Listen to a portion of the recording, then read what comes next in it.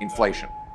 It's a thief lurking around your wallet, taking your nickels, dimes, and even your loonies, but only in small enough sums that you never really notice it at any moment in time. It's just that all of a sudden you wake up and realize you can't afford homes or food or any other of the essentials. And we've seen the worst inflation in a generation over the last 5 years.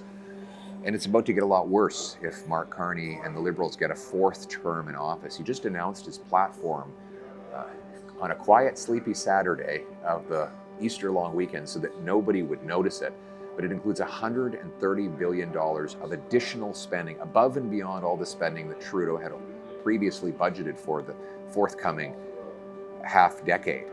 If you take the extra spending from Trudeau's plans, and you take on the new spending by Mark Carney, it's $250 billion of extra money for which there's no source of revenue, which means they will be printing it again, causing even more inflation. Now, you'll recall that I warned the last time that they started these spending sprees that there would be enormous inflation. I said that this extra money chasing a scarce supply of goods would drive up prices and you would pay the price. And what happened? Housing costs doubled and 2 million people are now lined up monthly at a food bank. Mark Carney said at the time that there would be no inflation. He didn't worry about it. Have a listen. Central bankers, 2 to 3 years, the horizon for monetary policy.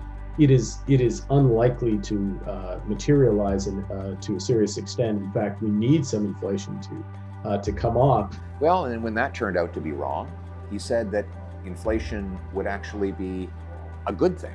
Mark Carney tells me, for all of investors' worries about inflation, it is a good sign the economy's moving forward. We will be in a position where inflation returns more firmly and policy will need to be adjusted. And I'd underscore, though, that is a good scenario because that means that economies are moving forward.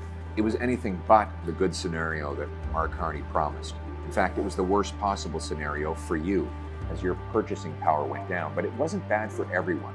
In fact, the super rich benefited as their assets and investments paid out inflated returns. Now, you had inflated prices and they had inflated profits. This is Bruce Flatt. He's the head of Brookfield, the CEO of Mark Carney's company. Have a listen to how he talks about how wonderful inflation has been for him. So inflation actually is a positive for most of the things that we do. Carney is still invested in that very same Brookfield, so he would profit from causing additional inflation. He gets reelected, hold on to your wallet and onto the loonies that will be losing their purchasing power. But the good news is, it doesn't have to be this way. We know the solution. We have to attack the disease, not just the symptom. The symptom is higher prices. The disease is overspending by government. We need to rein in government spending. I will be cutting bureaucracy, foreign aid, corporate welfare, and of course, I'll be cutting back on consultants.